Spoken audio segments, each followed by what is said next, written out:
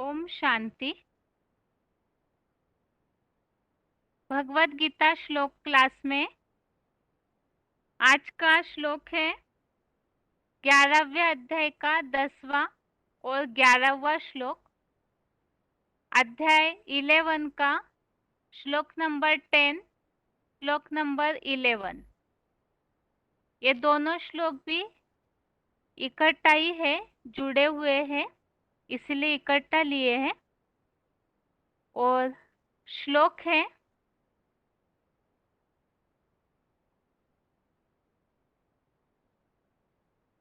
अनेक वक्त्र नयनम अनेका अद्भुत दर्शनम अनेक दिव्याभरणम दिव्यानेकोद्यतायुधम दिव्यमाल्याम्बरधरम दिव्यगन्धानुलेपनम सर्वाश्चर्यमयं देवम अनंतम विश्वतोमुखम। 11वें अध्याय का 10वां और 11वां श्लोक हम पढ़ रहे हैं। श्लोक दोबारा। अनेक वक्त्र नयनम अनेका अद्भुत दर्शनम अनेक दिव्याभरणम दिव्यानेकोद्यतायुधम दिव्यमाल्याम्बरधरम दिव्यगन्धानुलेपनम सर्वाश्चर्यमयं देवम अनंतम विश्वतोमुखम। श्लोक का संधि विच्छेद है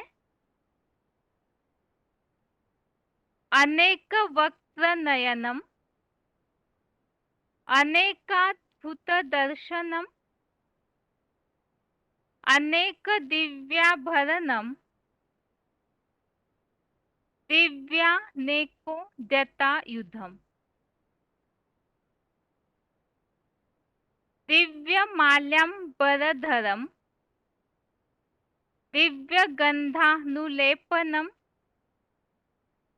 सर्वाश्चर्यमयं देवम अनंतम विश्वतोमुखम। श्लोक का संधि विच्छेद दोबारा। अनेक वक्त्र नयनम अनेकाद्भुत दर्शनम अनेक दिव्याभरणम दिव्यानेकोद्यतायुधम दिव्यमाल्याम्बरधरम दिव्यगन्धानुलेपनम सर्वाश्चर्यमयं देवम अनंतम विश्वतोमुखम। अभी शब्दों के अर्थ है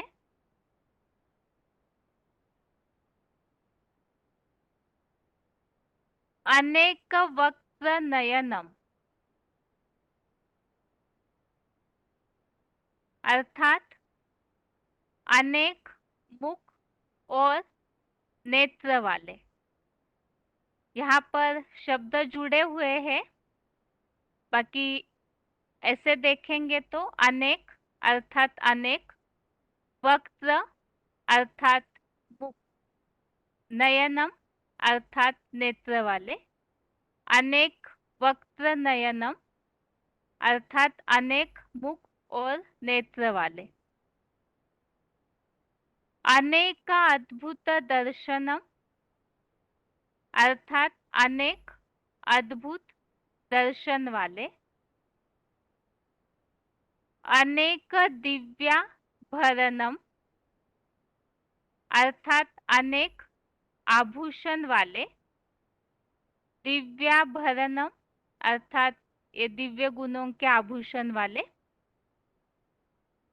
दिव्यानेकोद्यतायुधम अर्थात उठाए हुए अनेक दैवीय ज्ञान आयुधों वाले, ज्ञानायुधों वाले।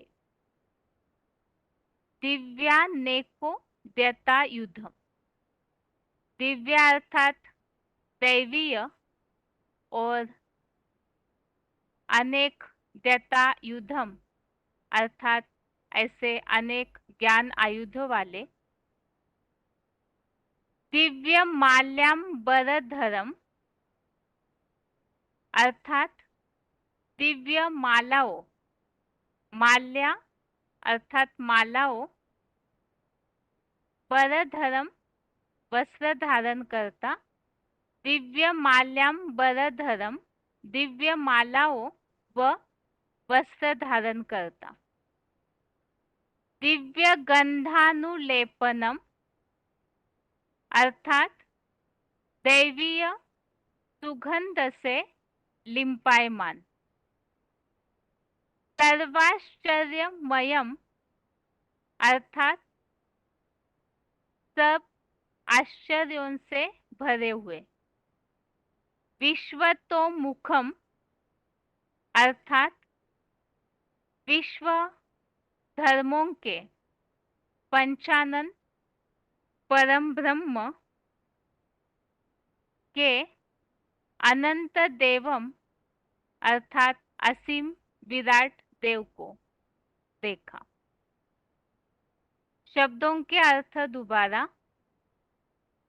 अनेक वक्त्र नयनम अर्थात अनेक मुख और नेत्र वाले। अनेकाद्भुत दर्शनम अर्थात अनेक अद्भुत दर्शन वाले। अनेक दिव्याभरणम अर्थात अनेक आभूषण वाले, अनेक आभूषणों वाले। दिव्यानेकोद्यतायुधम अर्थात उठाए हुए अनेक दैवीय ज्ञानायुधों वाले।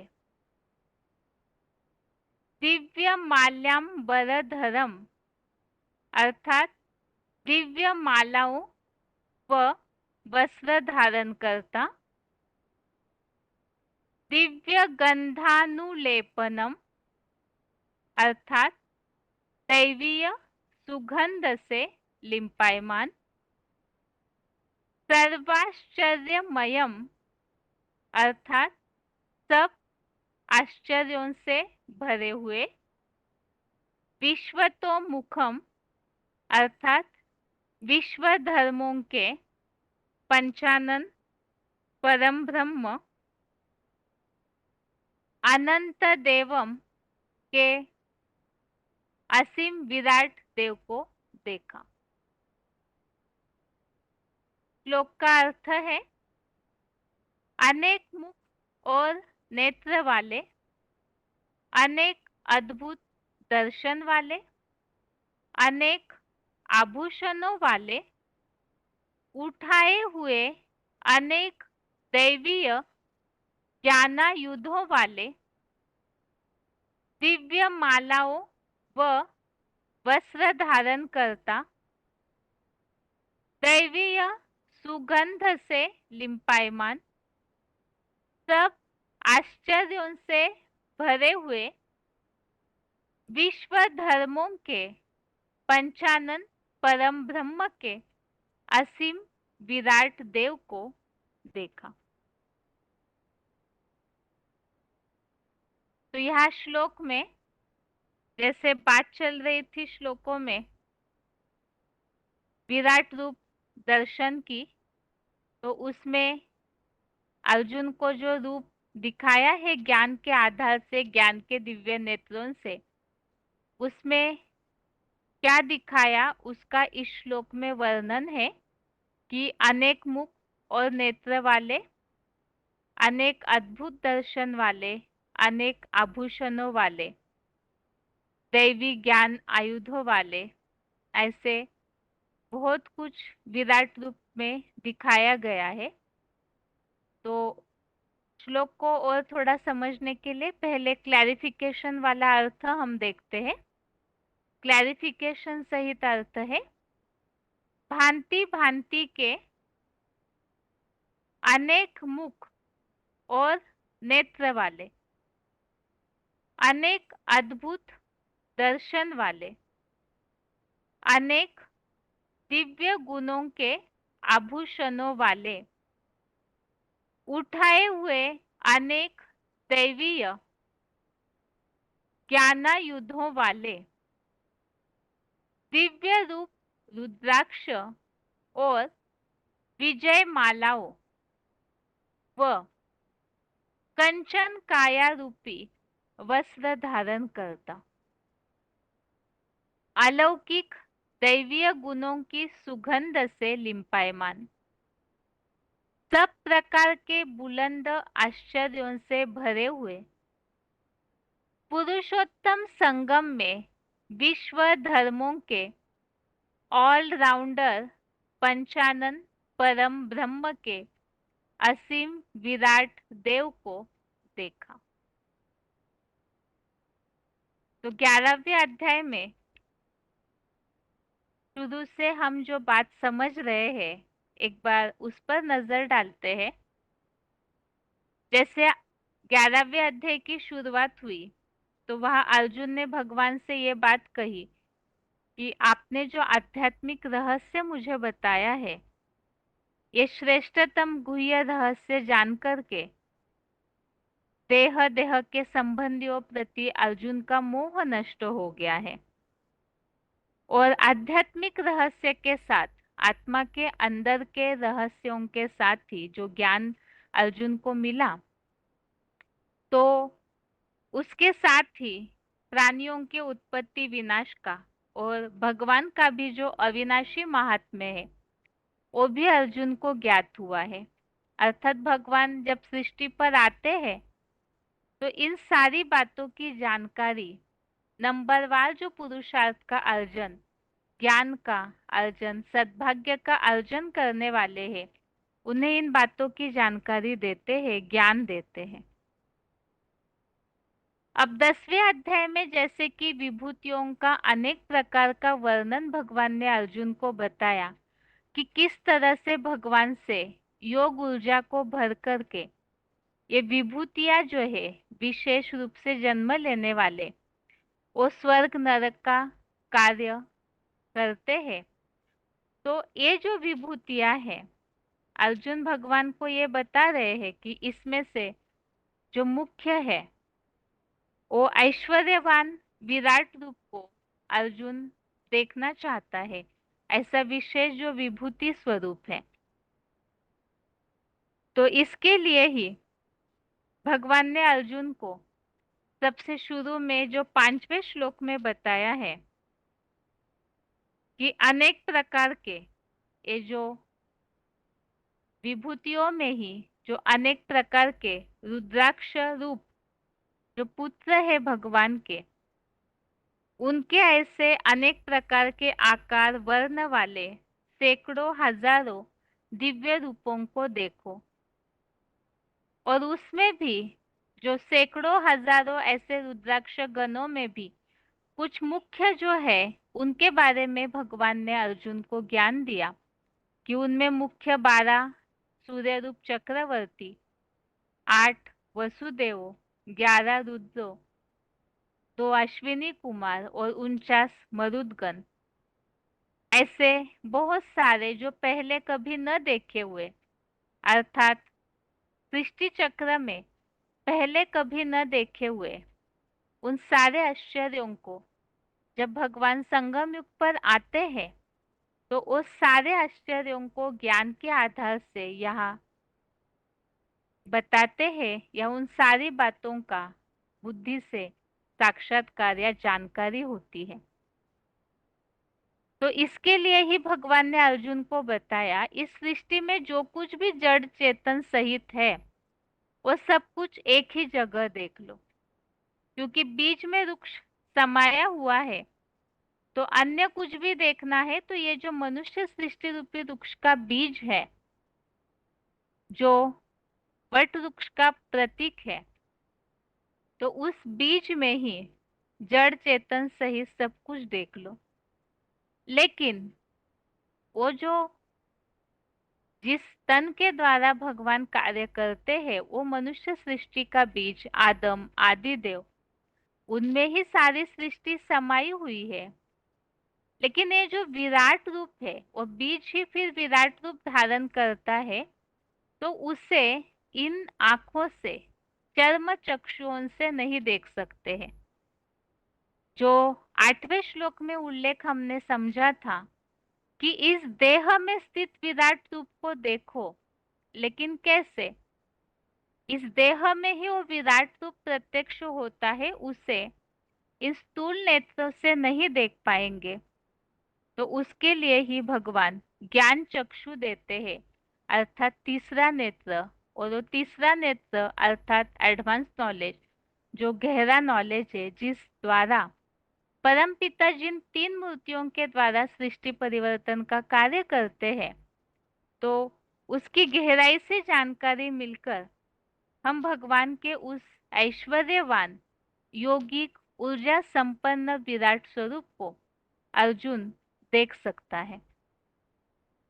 और ऐसे कहकर फिर भगवान अर्जुन को जो ज्ञान का तीसरा नेत्र दिया, जिसे दिव्य चक्षु कहा जाता है, तो उसके द्वारा ही विराट रूप का दर्शन कराने लगे। और इस विराट रूप, जो कि विश्व रूप दर्शन योग 11वें अध्याय का नाम है, तो उसमें सबसे पहले क्या दिखने में आया, वो बात इस श्लोक में बताई है कि उस विराट रूप में, क्योंकि सारी सृष्टि जड़ चेतन सहित समाई हुई है उनमें ही, और वो विराट रूप किसका है उसके बारे में नीचे जो वाक्य है श्लोक में, आज के 10वें और 11वें श्लोक में भावार्थ में नीचे वाक्य है, पुरुषोत्तम संगम में विश्व धर्मों के ऑलराउंडर पंचानन परम ब्रह्म के असीम विराट देव को देखा। तो पंचानन परम ब्रह्म, परम पिता शिव इस सृष्टि पर आते हैं, तो वो जिस तन का आधार लेते हैं उनका नाम ब्रह्मा रखते हैं। और उसमें जो भी अव्वल नंबर मुकर्रर तनधारी ऑलराउंड पार्टधारी है, वही परम ब्रह्म भी है। और वो सबसे पहला ब्रह्मा का मुख है, जो ऊर्ध्वमुखी दिशा वाला है, ऊंची स्टेज वाला है। और वही मनुष्य सृष्टि के पिता भी है, जिनका परम पिता आधार लेते हैं। और वही विराट रूप भी उनके द्वारा ही प्रत्यक्ष होता है। तो उसमें जब साधारण पार्ट है, गुप्त पार्ट है, तो साधारण नेत्र वालों को वो बात नहीं समझ आती। जब वो संपन्न अवस्था में प्रत्यक्ष हो जाता है संसार के सामने, तो वो जो वर्णन है वो इस श्लोक में बताया है कि भांति भांति के अनेक मुख और नेत्र वाले। तो अनेक मुख और अनेक नेत्र अर्थात ऐसे सहयोगी जो आत्माएं हैं भगवान की, जैसे सहयोगी भुजाएं हैं, तो वैसे ही भगवान की आंखें भी है, जो भगवान को इस सृष्टि का जो भी समाचार है वो पहुंचाती है। तो भगवान की आंखें ही हुई अनेक अद्भुत दर्शन वाले। और जैसे विराट रूप का जो चित्र दिखाया, उसमें बहुत सारे आभूषण दिखाए जाते हैं। तो वो आभूषण जो दिव्य आभूषण कहे गए हैं, अर्थात वो दिव्य गुणों के आभूषण अर्थात दिव्य गुणों का श्रृंगार है। साथ में विराट रूप में अनेक प्रकार के सारी भुजाओं में ही अलग अलग आयुध अर्थात अस्त्र शस्त्र दिखाए जाते हैं। तो वो जो अस्त्र शस्त्र है वो भी दैवीय ज्ञान आयुध है, अर्थात ज्ञान के अस्त्र शस्त्र है। जो बताया ज्ञान कटारी है, ज्ञान तलवार भी है। तो ऐसे ही ज्ञान के अलग अलग पॉइंट्स, अलग अलग बातें जो ज्ञान के दैवीय आयुध है। और दिव्य रूप रुद्राक्ष और विजय मालाओं के धारण करता। अर्थात जो बहुत सारी जो मालाएं दिखाई जाती है विराट रूप में डाली हुई, तो वो माला है, अर्थात रुद्राक्ष की माला और विजय माला है। वस्त्र जो है वो भी बहुत अनोखा दिखाया जाता है, तो वो कंचन काया रूपी वस्त्र के धारण करता, अर्थात योग बल की संपन्न स्टेज में योग बल के आधार से वही अपने शरीर रूपी वस्त्र को भी पूरी तरह से ऐसे कंचन काया के रूप में परिवर्तन करते हैं, तो वो कंचन काया रूपी वस्त्र धारण करता। अलौकिक दैवीय गुणों की सुगंध से लिंपायमान। तो शास्त्रों में तो भक्ति मार्ग में ऐसे माना जाता है कि ऐसी सुगंध या इत्र देवताएं लगाते हैं। वास्तव में जहाँ आत्मा पावरफुल है तो वहाँ अलग से कोई इत्र सुगंध की आवश्यकता नहीं, क्योंकि यहाँ दैवीय गुणों की सुगंध, उससे आत्मा पावरफुल है, दिव्य गुणों की धारणा है, तो जो वाइब्रेशंस है वो भी ऐसे पावरफुल जो सुगंध वाले होते हैं, तो वही दैवीय गुणों की सुगंध से लिंपायमान और ऐसे सब प्रकार के बुलंद आश्चर्यों से भरे हुए पुरुषोत्तम संगम में विश्व धर्मों के, सारे विश्व धर्मों के ऑलराउंडर पार्टधारी पंचानन परम ब्रह्म के असीम विराट देव को देखा। तो मनुष्य सृष्टि के जो पिता है वही सारे धर्मों के भी पिता है, तो वही ऑलराउंड पार्टधारी है, तो वही पंचानन परम ब्रह्म के असीम विराट देव को देखा। तो वही संपन्न अवस्था वाला जो विराट रूप है वो किस तरह से देखने में आएगा, तो वो बात का वर्णन ही, उस बात का वर्णन ही इस श्लोक में बताया हुआ है। तो यहाँ भक्ति मार्ग में पंडित विद्वान आचार्य तो स्थूल रूप से समझ लेते हैं कि ऐसे ढेर कोई सोने चांदी हीरे के गहने पहने होंगे। वास्तव में भगवान तो इस भौतिक दुनिया से परे है। जो 9वें अध्याय में हमने इस बात को समझा था अव्यक्त मूर्तिना के उल्लेख में कि पंचभूतों से भी वो परे है, तो भौतिकता की यहाँ श्रृंगार की भी बात नहीं, ये सारी ही ज्ञान के आधार से दैवीय गुणों की सुगंध है, ज्ञान के ही दिव्य गुणों के श्रृंगार है, ज्ञान के ही अस्त्र शस्त्र है, और जो मुख और नेत्र है वो भगवान की सहयोगी आत्माएं ही भगवान की आंखें, भगवान के मुख, भगवान की भुजाओं के रूप में इतने विशाल रूप में सहयोगी बनते हैं, तो विराट रूप का दर्शन इस श्लोक में बताया। अब इस श्लोक में जो बातें आई हुई है इसी तरह से और भी श्लोकों में कहीं कहीं वर्णन आया हुआ है, उसे रेफरेंस श्लोक में देखते हैं। आगे रेफरेंस श्लोक है, पहला है 11वें अध्याय का ही 16वां श्लोक नंबर 16। ठीक इसी 10वें 11वें अध्याय के 10वें और 11वें श्लोक के अनुसार इस श्लोक में भी ऐसा वर्णन है कि अनेक भुजाओं वाले देवरूप मुख और नेत्र वाले, तो वो मुख और रुद्राक्ष, रुद्र अक्ष, अक्ष अर्थात नेत्र, तो ये रुद्राक्ष के जो मन के हैं वही भगवान की आंखें हैं, और सब ओर से अनंत रूप विराट वट वृक्ष को देखता हूँ, जो आपके न अंत है न मध्य न आदि को देख पाता हूँ, ऐसे भगवान को अर्जुन ने बोला है। आगे है 10वें अध्याय का 33वां अध्याय 10 का श्लोक नंबर 33। आज के श्लोक में उल्लेख आया है विश्वतो मुखम, तो इसी प्रकार का उल्लेख इस 10वें अध्याय में आया है विश्वतो मुख, अर्थात ही अहम विश्वतो मुख, तो वो मैं ही हूँ जो ऊर्ध्वमुखी परम ब्रह्मा महादेव भी मैं ही हूँ, अर्थात परम पिता ही जो परम ब्रह्मा में प्रवेश करके दसों दिशाओं में ऊर्ध्वमुखी पंचमुखी परम ब्रह्म महादेव, ऐसा उल्लेख है। 11वें अध्याय का 19वां अध्याय 11 का श्लोक नंबर 19 है। इसमें उल्लेख आया है आदि मध्य और अंत रहित ऑलराउंडर अमोघ वीर्य वाले, जो सर्वाश्चर्यमयम देवम अनंतम विश्वतोमुखम। तो जो अनंतम ऐसा उल्लेख आया हुआ है, उसी के लिए यहाँ ये श्लोक लिया हुआ है कि वो अनंत है, अर्थात ही आदि मध्य और अंत रहित है। इस बात का उल्लेख के लिए ये श्लोक लिया है।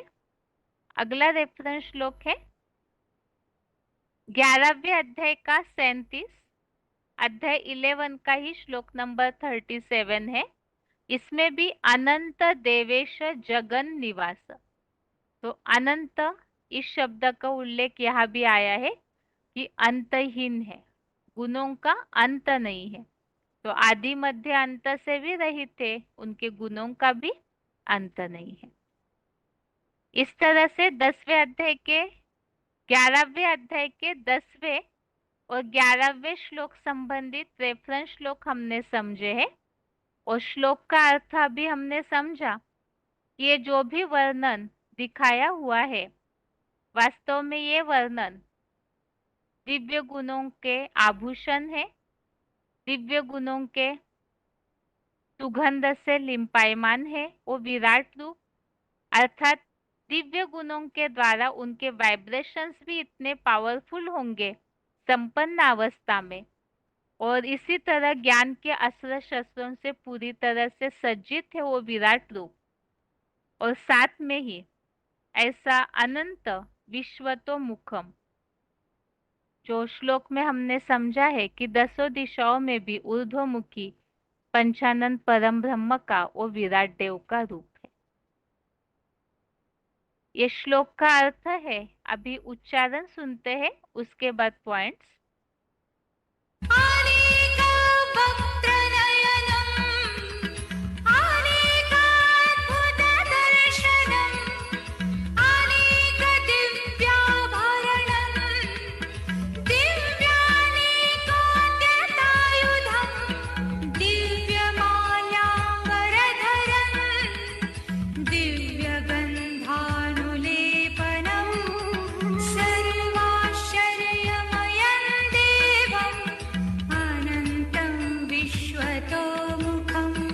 भांति भांति के अनेक मुख और नेत्र वाले, अनेक अद्भुत दर्शन वाले, अनेक दिव्य गुणों के आभूषणों वाले, उठाए हुए अनेक दैवीय ज्ञानायुधों वाले, दिव्य रूप रुद्राक्ष और विजय मालाओं व कंचनकाया रूपी वस्त्र धारण करता, अलौकिक दैवीय गुणों की सुगंध से लिम्पायमान, सब प्रकार के बुलंद आश्चर्यों से भरे हुए, पुरुषोत्तम संगम में विश्व धर्मों के ऑलराउंडर पंचानन परम ब्रह्म में असीम विराट देव को देखा।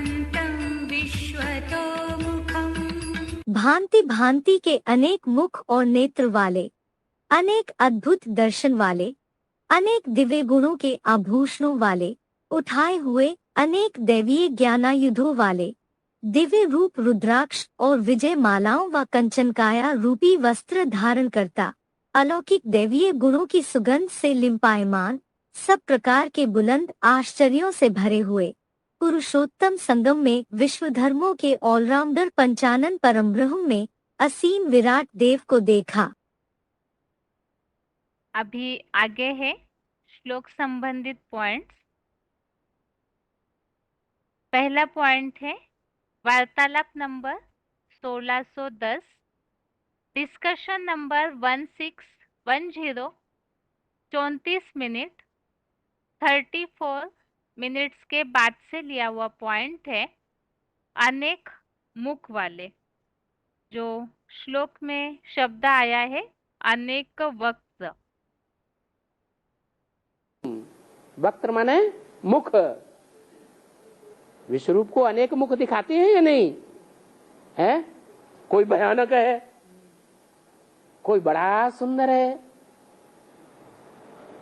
वो भयानक सिर भी भगवान का सहयोगी बन करके रहता है, और जो आकर्षक चेहरे हैं वो भी भगवान के सहयोगी बन करके चल रहे हैं, दिखाई नहीं पड़ते। तो ये सारी बात जो है बुद्धि से समझने की है। स्थूल रूप में उसका अर्थ लगाई दिया है विद्वान पंडित आचार्यों ने। स्थूल अर्थ नहीं है, बेहद का अर्थ है।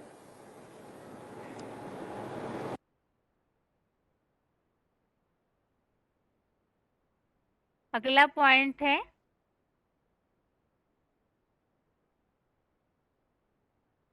वार्तालाप number 1885, discussion number 1885, 46 minute 46 minutes के बाद से लिया हुआ पॉइंट है अनेक नेत्र वाले। यज्ञ में अगर समर्पित हैं, अपने को समर्पित समझते हैं, बाबा का बच्चा, आज्ञाकारी, वफादार, फरमानबरदार, ईमानदार, तो ईमानदार बच्चे का काम है, वफादार बच्चे का काम है कि जहां जो कोई भी परिवार में गड़बड़ी देखे इन आंखों से या कानों से सुने तो किसको बताएं? बाप बताते। उसे कंप्लेंट नहीं कहेंगे, उसे बाप का सहयोगी कहेंगे, हजार आंखों वाला बच्चा कहेंगे, हजार भुजाओं वाला बच्चा कहेंगे। हजार भुजाओं की लिस्ट में आएगा या कोई सामान्य पुरुष कहेंगे?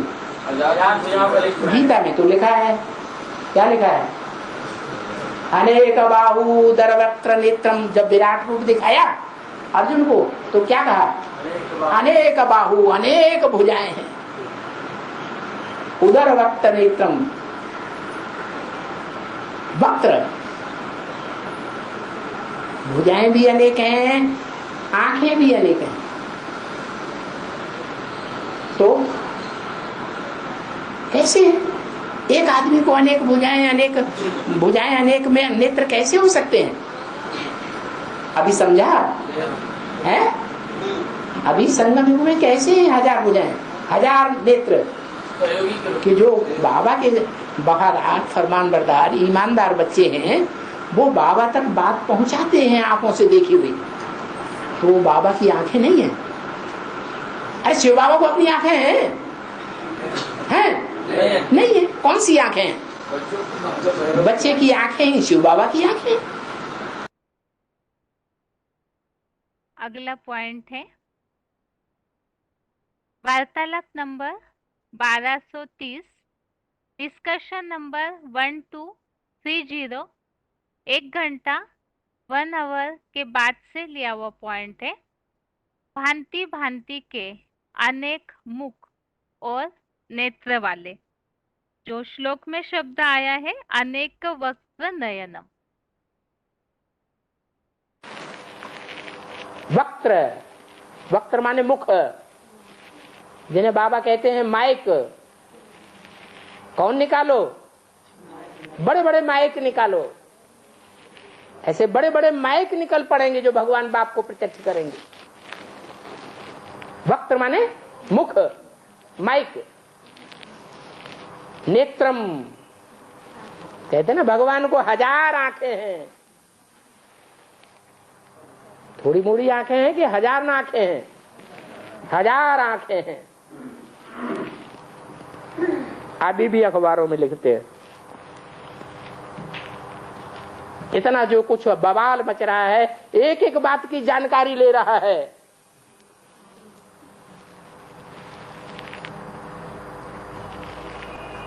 सारा दृश्य उसके सामने रखा जाता है। तो कोई देख के रखने वाला है या नहीं है? कोई आंखों वाला देखेगा तभी तो बताएगा। अगला पॉइंट है VCD number 931, VCD number 931, 22 minute 22 minutes के बाद से लिया हुआ पॉइंट है।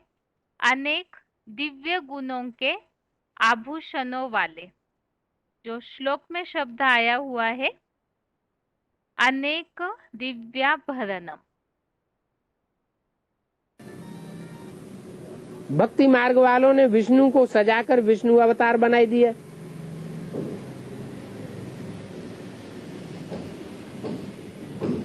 कहाँ की यादगार है? भक्ति मार्ग वालों ने तो स्थूल तामझाम दिखाई दिया है विष्णु को। अब ये स्थूल तामझाम वाला विष्णु होता है या कोई दिव्य गुणों का श्रृंगार वाला विष्णु होता है? विष्णु तो दिव्य गुणों का श्रृंगार वाला होता है। स्थूल तामझाम की तो बात ही नहीं। भक्ति मार्ग में सब स्थूल बातें दिखाई है, ज्ञान मार्ग में उनका सूक्ष्म में अर्थ होता है। अगला पॉइंट है VCD number 1106, VCD number 1106, 34 minute 34 minutes के बाद से लिया हुआ पॉइंट है उठाए हुए अनेक दैवी ज्ञानायुधों वाले, जो श्लोक में शब्द आया हुआ है दिव्यानेकोद्यता युधम।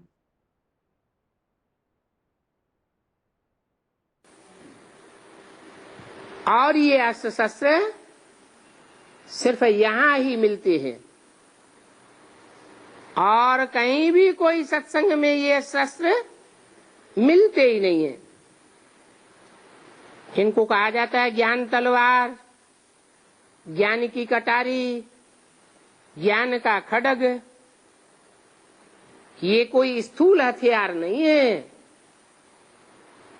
ये तुम्हारे सूक्ष्म ज्ञान के हथियार हैं।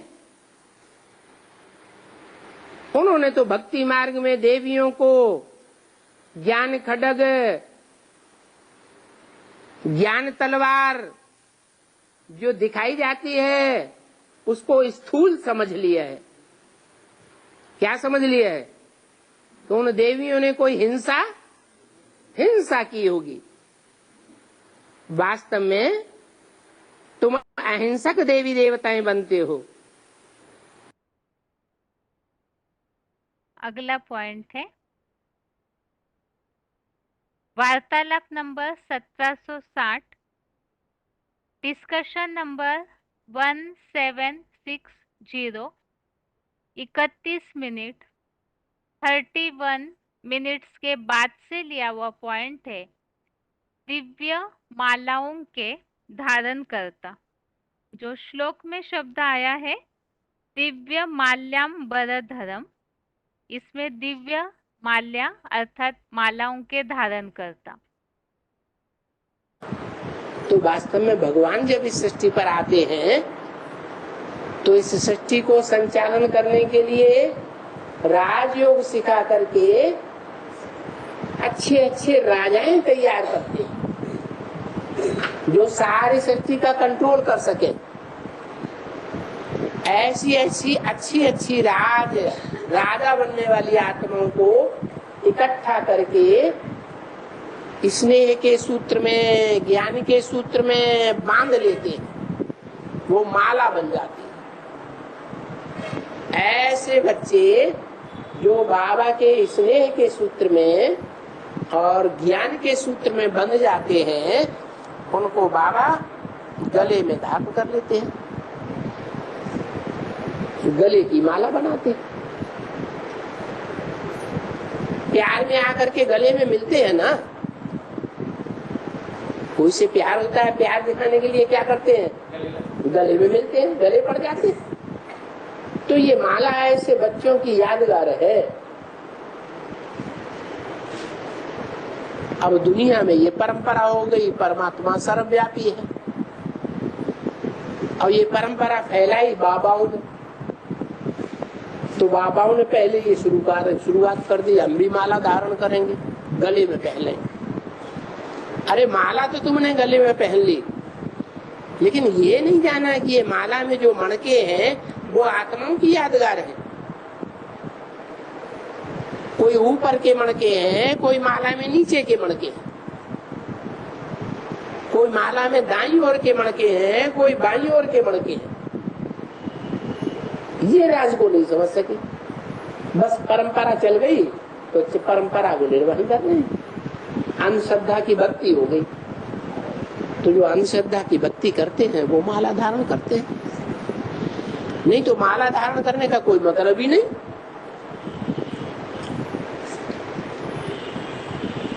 असली माला तो भगवान पहनता है। अगला पॉइंट है कंचन काया रूपी वस्त्र धारण करता। वार्तालाप number 146, discussion number 146, 45 minute 45 minutes के बाद से लिया हुआ पॉइंट।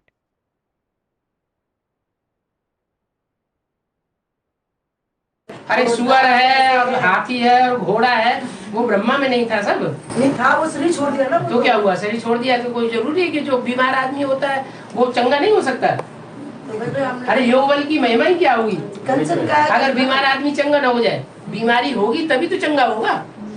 1 सेकंड अगर किसी को बीमारी न हो, निरोगी काया हो, फिर उसको योग सिखाया जाए तो योग सीखने का फायदा क्या हुआ? वो तो है ही कंचन काया। 1 सेकंड के लिए कहा ना, ब्रह्मा से विष्णु 1 सेकंड। और कंचन का जो जैसे सत्यनारायण कथा में भक्ति मार्ग में कहा कि बूढ़ो ब्राह्मण बन के कंचन महल की हो। तो फिर कंचन महल, ये शरीर में जो अनेक रोग हैं, ये एक साथ ही ठीक होकर के व्यवस्थित बिल्कुल देवता का स्वरूप बन जाएगा, उसी के लिए बोला गया ना। ब्रह्मा से विष्णु नहीं बनेगा। हाँ जी। अगला पॉइंट है VCD number 1968, VCD number 1968, 27 minute 27 minutes के बाद से लिया हुआ पॉइंट है दैवीय गुणों की सुगंध से लिम्पायमान। जो श्लोक में शब्द आया है दिव्य गंधानुलेपनम। बाबा को कहा जाता है रूप भी है, बसंत भी है। क्या दोनों कैसे?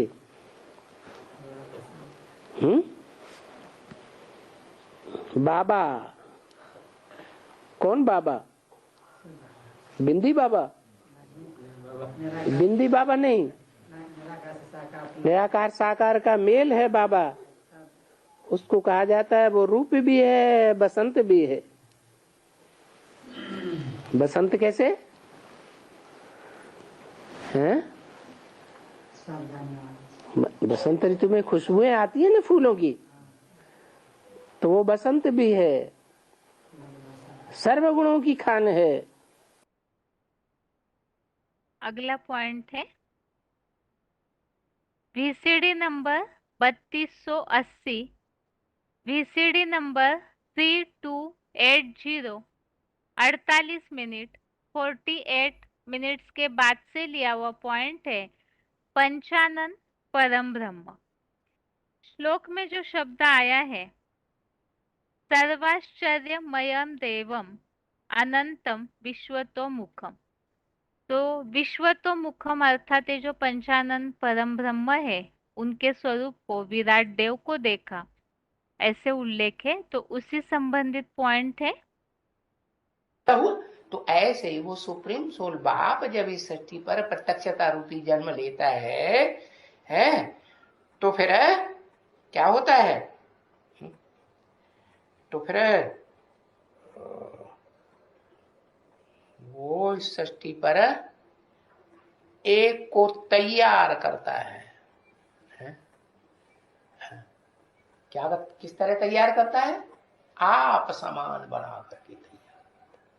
जैसे खुद ज्ञान का अखूट भंडारी है सुप्रीम सोल हेवनली गॉडफादर, वैसे मुकर्रर रथधारी ब्रह्मा की मुख जिसे परम ब्रह्म कहा जाता है, परम ब्रह्म तो सब ब्रह्माओं से ऊंचा होगा ना, नहीं होगा? हाँ, तो वो जो 5 मुख ब्रह्मा के दिखाए जाते हैं, उनमें जो परम ब्रह्म है पंचानन कहा जाता है, उसको देख करके फिर ज्यादा तैयार होंगे कि नहीं? प्रैक्टिकल में देखेंगे तब तैयार होंगे या सिर्फ सुन सुन के तैयार होंगे?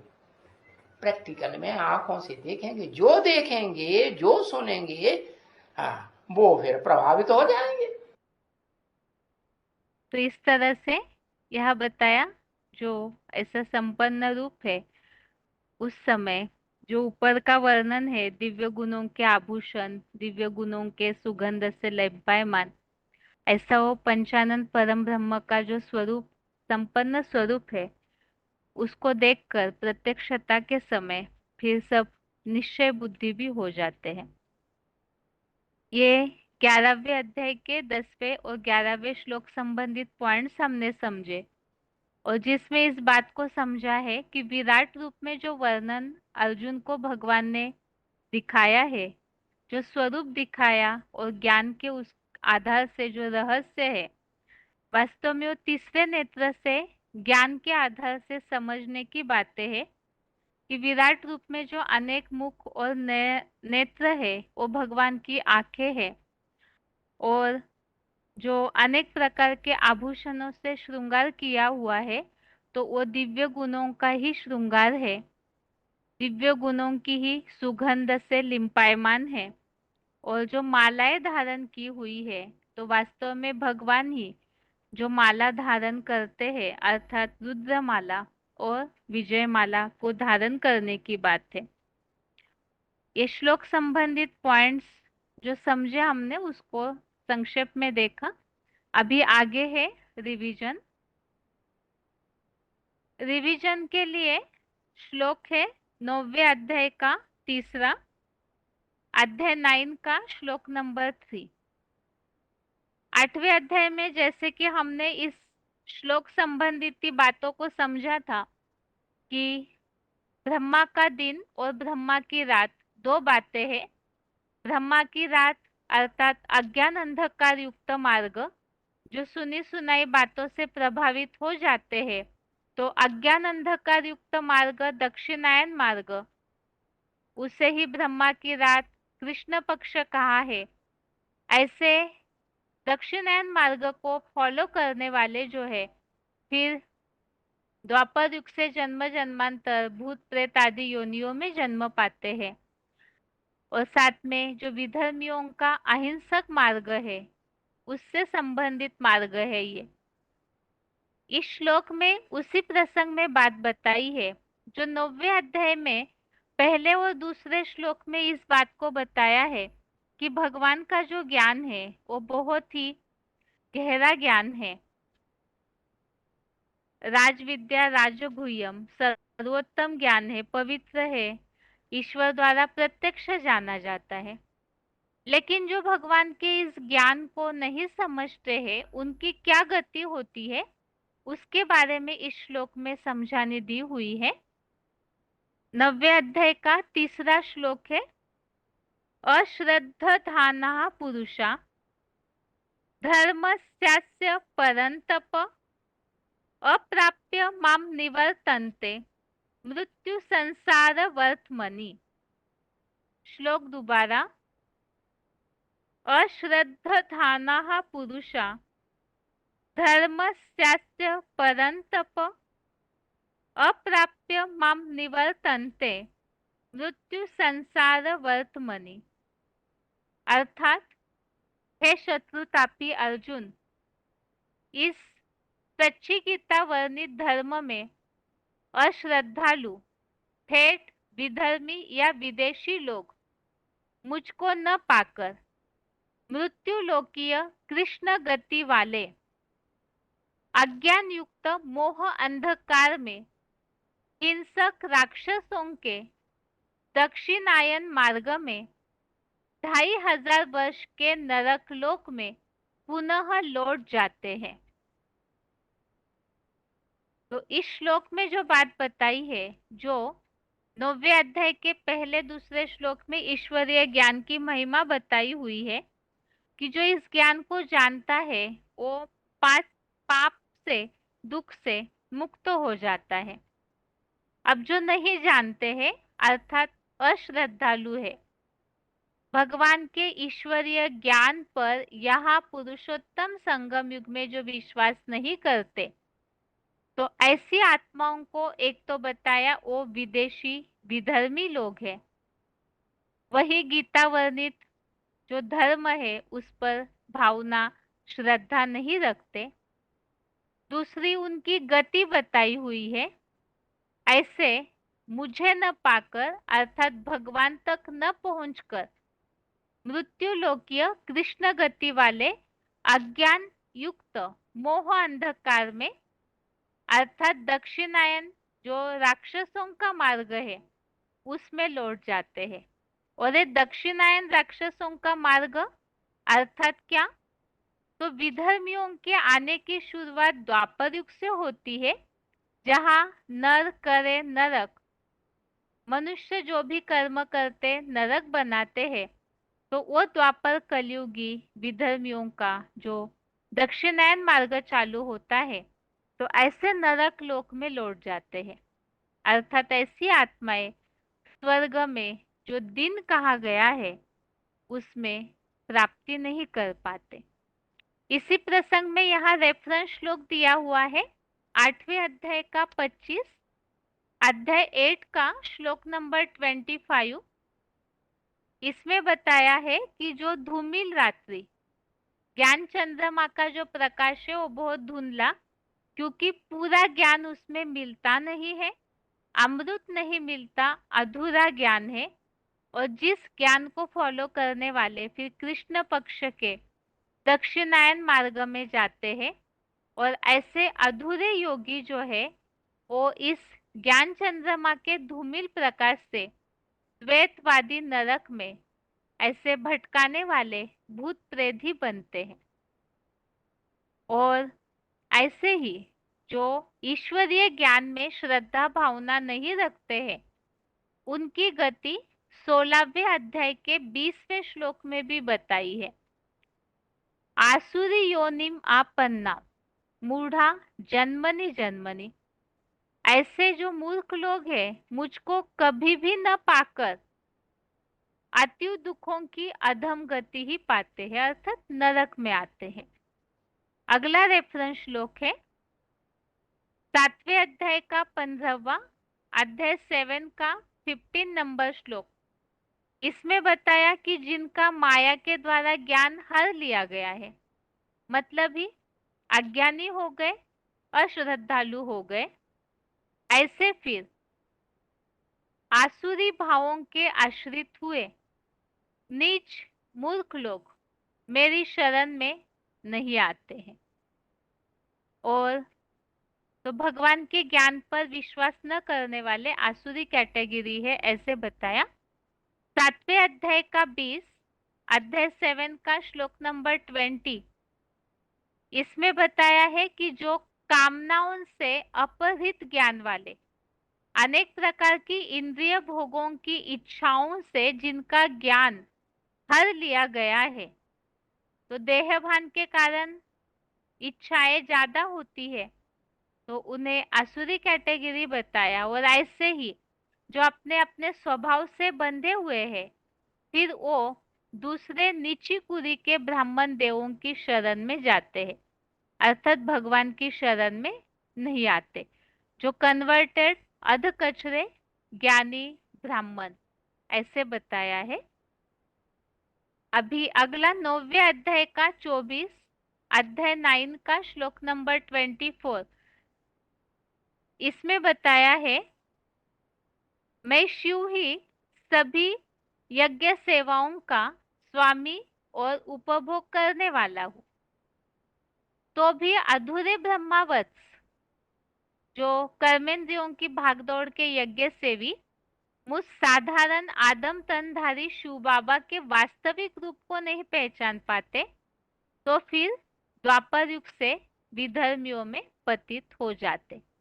तो भगवान को न जानना, भगवान के ज्ञान के प्रति अंधश्रद्धा रखना, तो वो सब विधर्मियों में ही जाते हैं, अर्थात दक्षिणायन हिंसक मार्ग को अपनाते हैं। अभी श्लोक संबंधित पॉइंट्स देखते हैं। पहला पॉइंट है VCD number 2358, VCD number 2358 48 minute 48 minutes के बाद से लिया हुआ पॉइंट है। सच्ची गीता वर्णित धर्म में अश्रद्धालु विदेशी या विधर्मी लोग मुझे नहीं पाते हैं।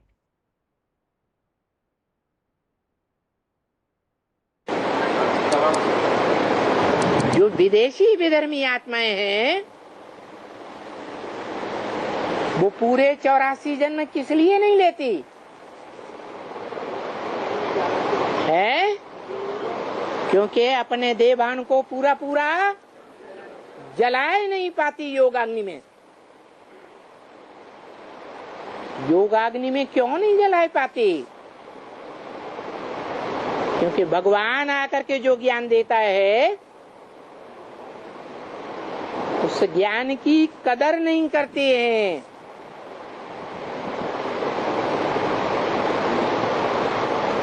उस ज्ञान को प्रैक्टिकल जीवन में धारण करना तो दूर, उस पर पूरा मनन चिंतन मंथन भी नहीं करती। मनन चिंतन मंथन करना तो दूर, अगर कोई मनन चिंतन मंथन करने वाला गीता ज्ञान को विस्तार से समझाने वाला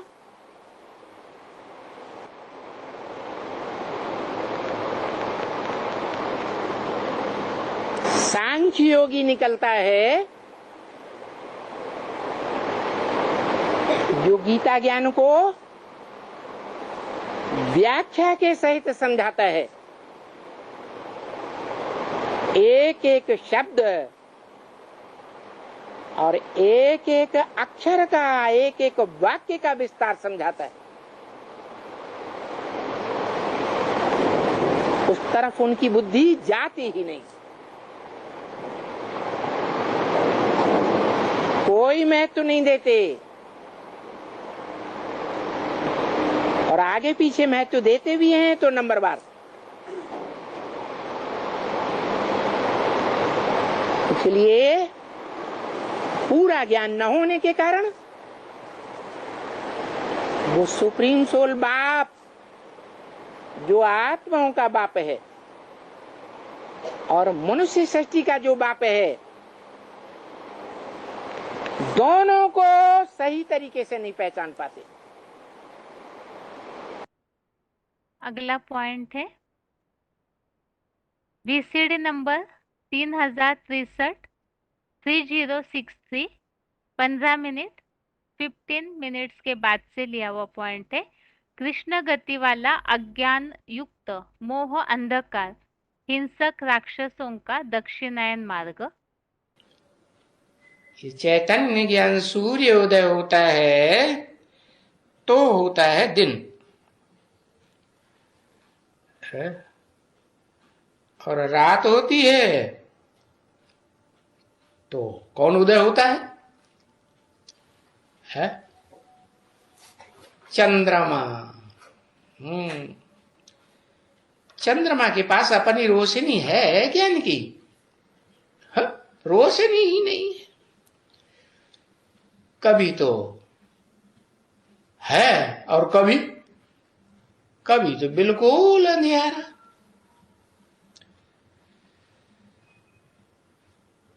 तो बाप बताते हैं उसको कहा जाता है रावण राज्य, अंधियारा मार्ग। और ये बाप स्थापन करते हैं सूर्यवंशी देवी देवताओं का राज्य।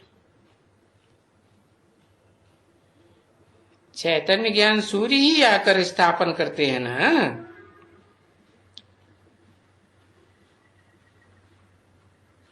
फिर आती है रात,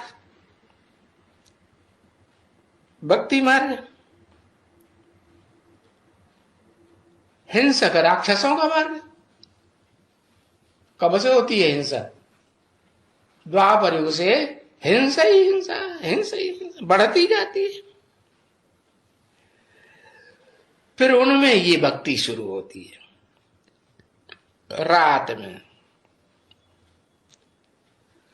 अरे सतयुग में कोई भक्ति नहीं करता है, बिल्कुल ही नहीं। और भक्ति करते किसकी है? क्राइस्ट की भक्ति करेंगे, गुरु नानक की भक्ति करेंगे, राम की भक्ति करेंगे, कृष्ण की भक्ति करेंगे, गणेश की भक्ति करेंगे, हनुमान की भक्ति करेंगे। देहधारियों की भक्ति करते हैं ना। है?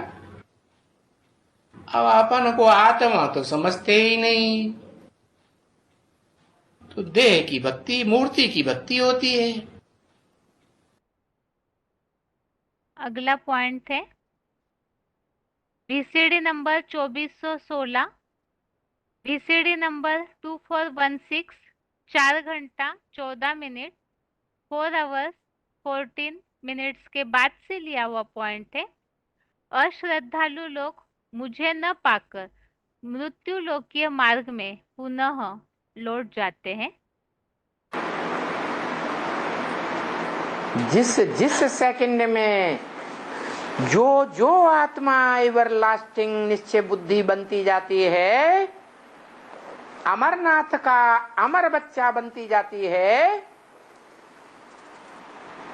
वो अमरलोक में चली जाती है। उसका मृत्युलोक खलास हो जाता है।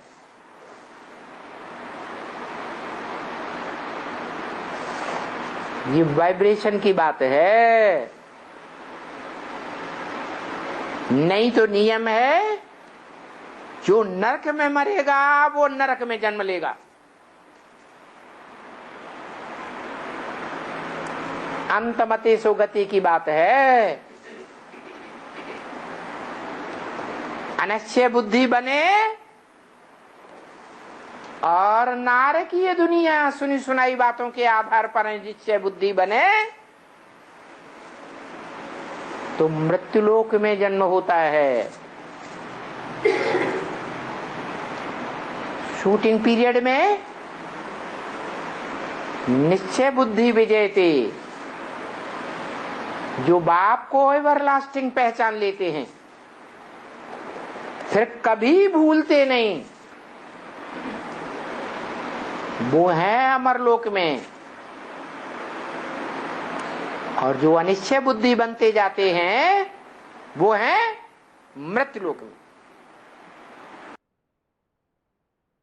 अगला पॉइंट है VCD number 2220, VCD number 222220, 22 minute 22 minutes के बाद से लिया हुआ पॉइंट है। ठेठ विधर्मी या विदेशी लोग मुझे न पाकर 2500 वर्ष के नरक में पुनः लौट जाते हैं। ऐसी स्टेज आती है कि इस दुनिया में वो दुखदाई प्राणी दुख की स्टेज में ही शरीर छोड़ते हैं।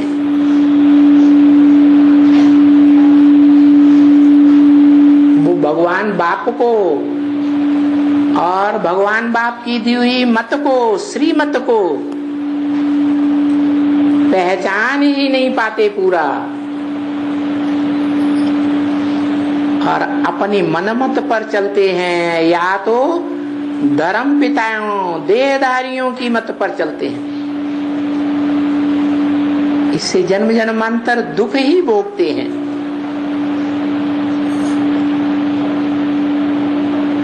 मूढ़ा जन्मने जन्मने, वो मूढ़ आत्माएं जन्म जन्मांतर दुख का वर्षा लेकर के ही आती है। स्वयं भी दुखी होती हैं, औरों को भी दुखी करती है। और उनका अंत भी महाविनाश काल में अति दुखमय स्टेज में होता है।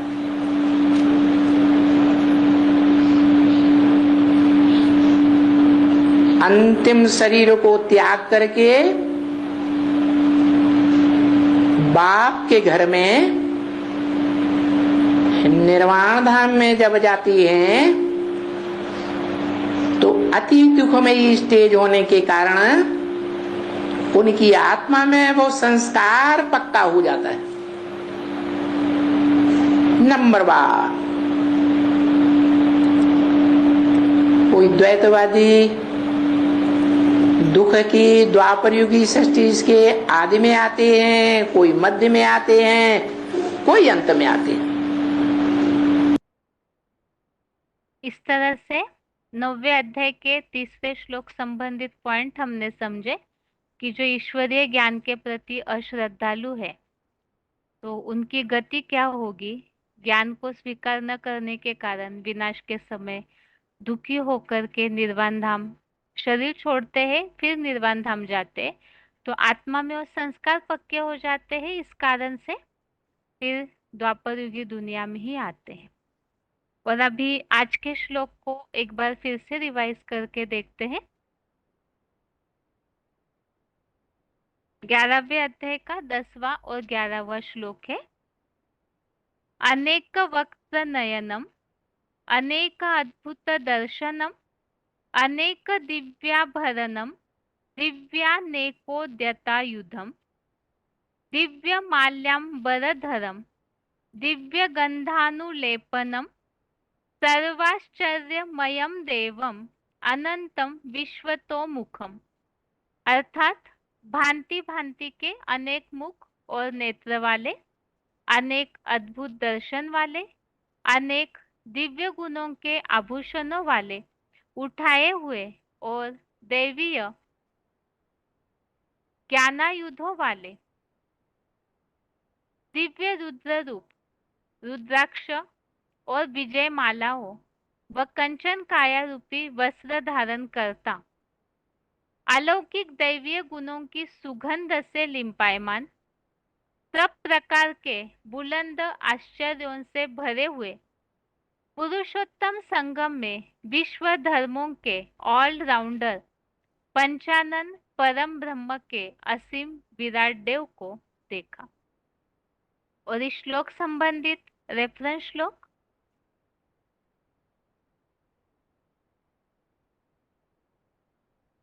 इसी श्लोक संबंधित जहां मिलता जुलता अर्थ है 11वें अध्याय के 16वें श्लोक में, अध्याय 11 के श्लोक नंबर 16 में ही। और विश्वतोमुख जो शब्द आया है उसके लिए 10वें अध्याय का 33, अध्याय 10 का श्लोक नंबर 33 श्लोक में जो अनंत शब्द आया हुआ है, सर्वाश्चर्यमयम देवम अनंतम विश्वतोमुखम, तो अनंत के लिए 11वें अध्याय का 19, अध्याय 11 का ही श्लोक नंबर 19 और श्लोक नंबर 37। इस तरह से आज हमने 11वें अध्याय का 10वां और 11वां श्लोक समझा और साथ में 9वें अध्याय के 3रे श्लोक की रिवीजन। और इसके साथ ही आज के लिए गीता क्लास यहाँ पूरा होता है। ओम शांति।